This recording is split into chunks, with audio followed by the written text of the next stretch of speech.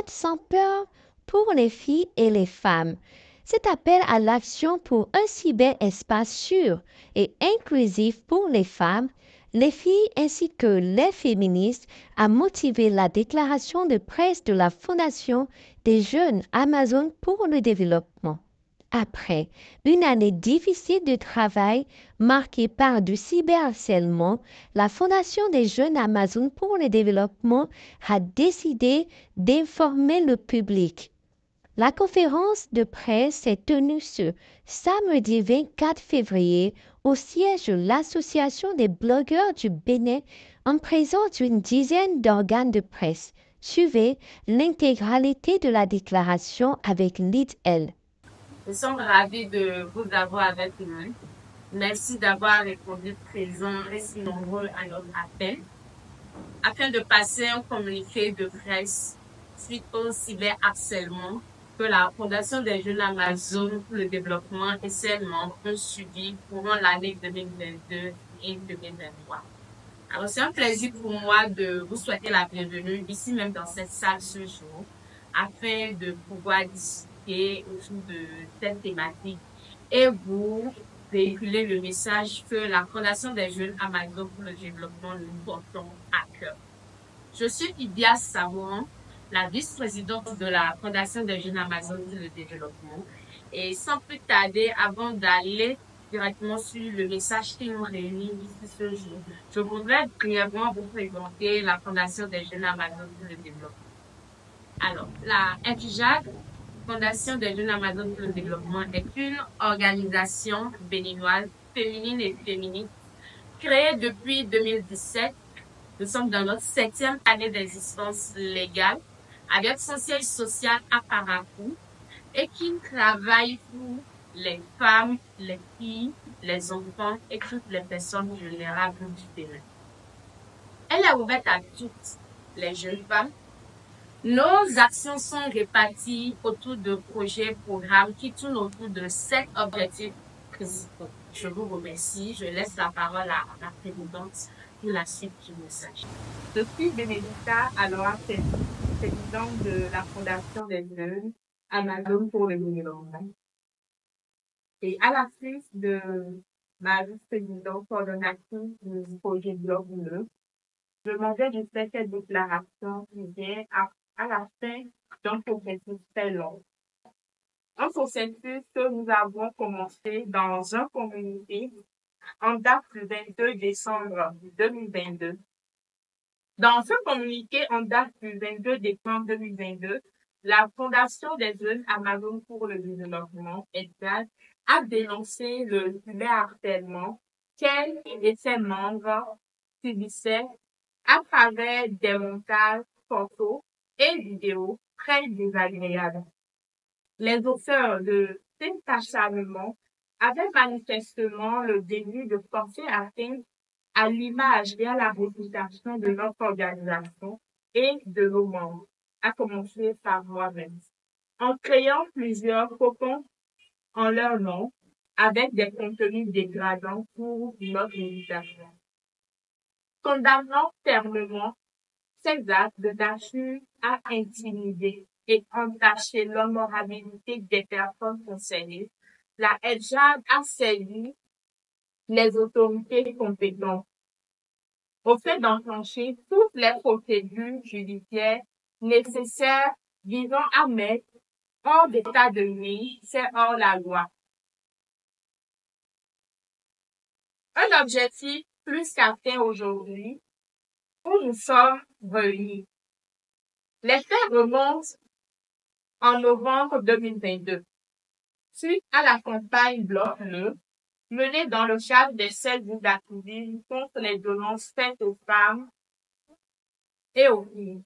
Notre organisation a commencé à être confrontée à une forme plus violente de cyberharcèlement en ligne sur Facebook, aujourd'hui appelé Meta. Sur ces réseaux sociaux-là, cette situation a perduré pendant plusieurs mois. Je dis bien plusieurs mois. Et cette situation a touché non seulement les membres de notre organisation, mais également d'autres féministes et moi-même en tant que personne représentante de cette organisation. Le normé, pour l'instant, créait de cocons en utilisant des photos à caractère sexuel fabriquées de toutes pièces avec mon image et copiait nos publications sur des cocons tout en nous menaçant et en tentant de nous extorquer des fonds en nous mentionnant au vu et su de tous. Les images obscènes sont également partagées dans des commentaires et sous des publications de nos partenaires. Au total, 106 faux comptes ont été dénombrés en près de 9 mois.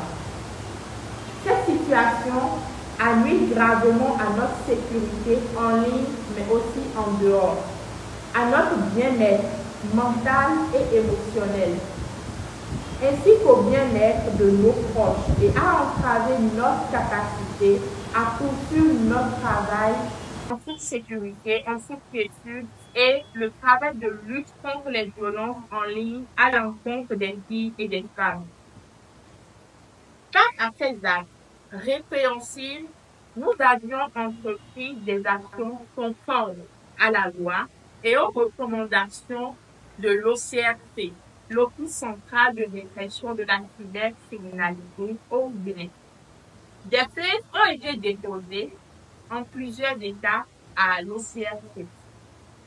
Le 9 janvier 2023, après de multiples sollicitations infructueuses et la persistance du cyberharcèlement, nous avions fait appel à l'Organisation internationale pour les droits de l'homme, Access Now, spécialisée dans la sécurité des individus en ligne. Ils ont lancé un processus de suppression des pages et des principaux comptes. La mobilisation remarquable des féministes du Bénin et de la sous-région, ainsi que de l'Association des blogueurs du Bénin et d'autres organisations partenaires a été d'un soutien remarquable pour nous. Les institutions comme le BGST, travaillant en collaboration avec le CRT, précédemment servi, ont été d'un appui précieux. Par procès verbal d'interrogatoire en cas de flagrant délit daté à Porto-Novo du 16 juin 2023, le procureur spécial de la CRIEX, la Cour de répression des infractions économiques et du terrorisme, a fait comparaître devant la Chambre de jugement des infractions économiques et du terrorisme de la dite Cour, s'appuyant en matière correctionnelle pour y être jugé conformément à la loi, le prévenu désigné désormais SB, inculpé pour harcèlement par le biais d'une communication électronique et tentative d'extorsion de fonds, tout en sachant qu'elle affecterait gravement la tranquillité de la personne visée. Fait prévu et puni par la loi, précisément par les dispositions de l'article 550 de la loi portant code du numérique et de l'article 646 alinéa 2 du code pénal de la République du Bénin.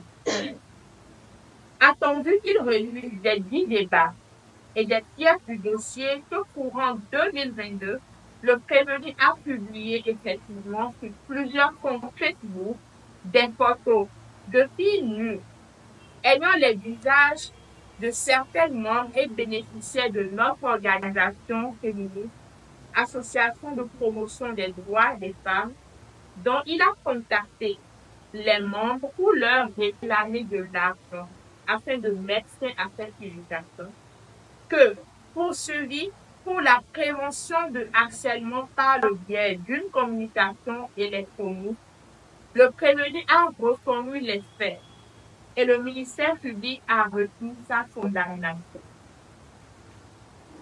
L'aboutissement de cette procédure a permis à la CRIEX, en audience publique du 9 octobre 2023, de requalifier les faits et de condamner Sieur SB pour tentative d'extorsion de fonds à 5 ans d'emprisonnement ferme à 2 millions de francs d'amende et aux frais. Un point symbolique a été demandé par la Fondation des jeunes Amago pour le développement, constituée en partie civile, représentée par moi-même et par une de nos membres ici même dans cette salle. Ce fonds symbolique a été accordé par la Cour en réparation des préjudices moraux. Pour nous, ce fonds symbolique représente non seulement le dédommagement des préjudices causés à la FJAD, mais à chaque fille et à chaque femme cyberharcelée, à chaque féministe qui subit chaque jour ce harcèlement en ligne. Notons que ce processus judiciaire ainsi que la sécurité de nos membres a nécessité des fonds que nous avions pu avoir par un mécanisme d'urgence féminine, de urgence à fonds que nous remercions au passage. Il est essentiel aujourd'hui que les autorités compétentes prennent des mesures concrètes pour enquêter sur les actes de cyberharcèlement, identifier les auteurs et les traduire en justice, mais aussi accompagnent les victimes dans les processus judiciaires qui peuvent engendrer des faits et nuire à leur santé. Il est donc important également de prioriser l'assistance psychosociale des filles et des femmes qui subissent des violences en ligne. La sécurité et la protection des défenseurs de droits doit devenir une priorité au Bénin.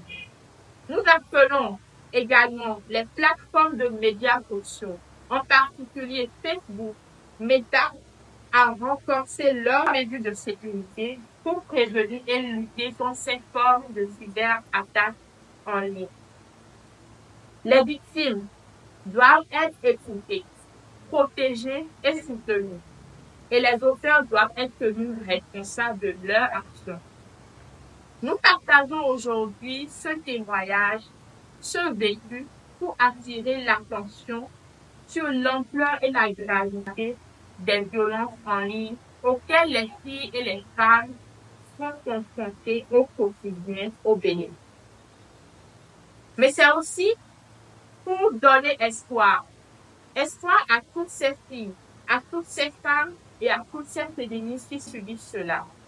Cette condamnation sonne la fin de l'impunité et prouve que les mécanismes et fonds d'urgence sont utiles quand on combine les efforts. Toute l'équipe de la FJAD est fière de cet aboutissement heureux qui confirme l'efficacité de la justice béninoise et vous remercie, vous, oui, chacun de vous, internautes, partenaires, organisations, institutions publiques comme privées. Nous remercions votre soutien.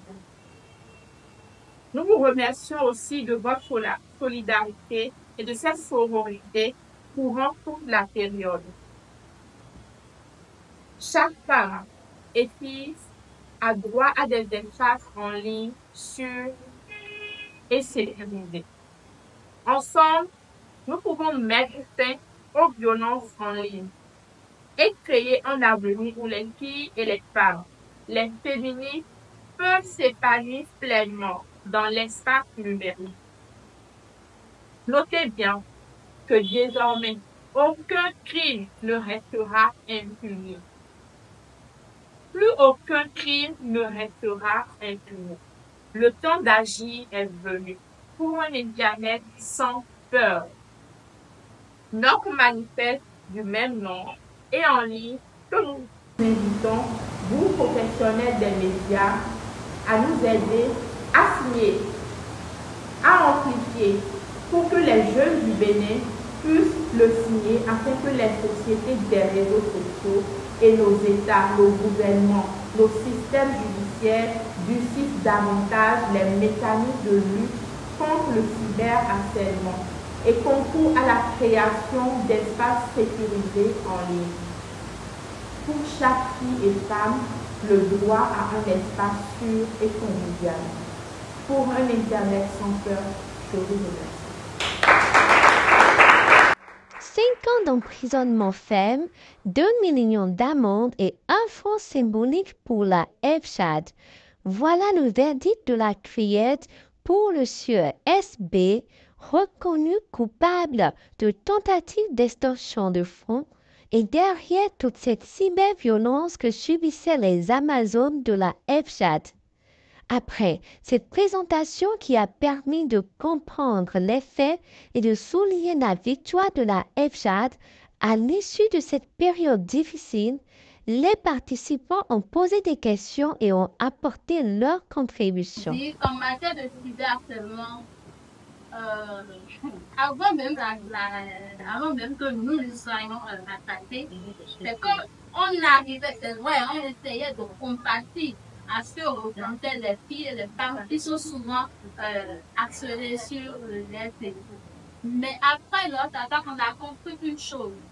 Ce qui arrive, c'est pas forcément que, souvent même vous vous mettez en cause, vous vous demandez, mais à quel moment le monsieur ou la dame qui vous harcèle va contre-attaquer ou va encore attaquer. Vous vous demandez, est-ce que c'est pas une personne qui est dans votre environnement immédiat? Vous vous demandez à chaque fois que vous voulez sortir, si cette personne-là ne vous guette pas par hasard, parce que vous ne le connaissez pas. Mais la personne en question vous connaît.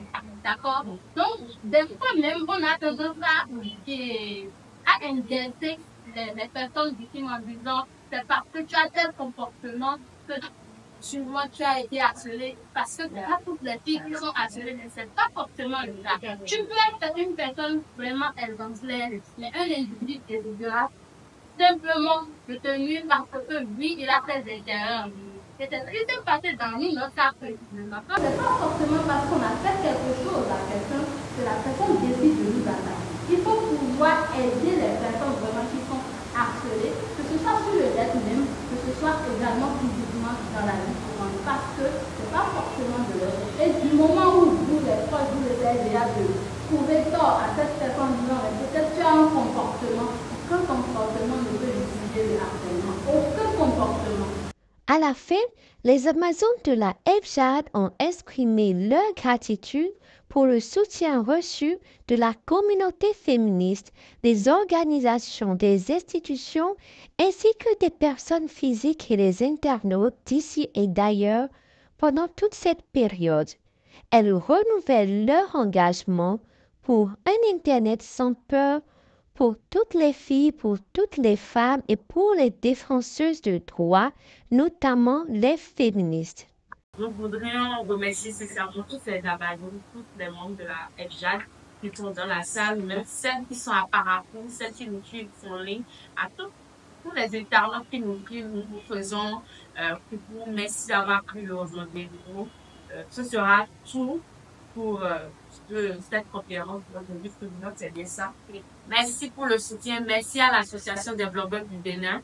Merci à toutes les organisations sœurs qui nous ont soutenus. Merci à toutes les institutions du Bénin. Merci également à notre partenaire, African Women Development Fund, grâce à qui nous avons pu développer le projet Bloc-le, la campagne Bloc-le, qui a été le déclic de tout ceci, mais qui quand même reste une belle expérience pour nous parce que mieux que quiconque, désormais, nous maîtrisons cette thématique-là et nous maîtrisons également les mécanismes d'initiation de recours jusqu'à ce qu'on puisse avoir bénéfice, jusqu'à ce qu'on puisse avoir raison de vivre. Merci à vous, que Dieu vous bénisse et à la prochaine. Ciao. Féministe, radicalement opposée au cyberharcèlement.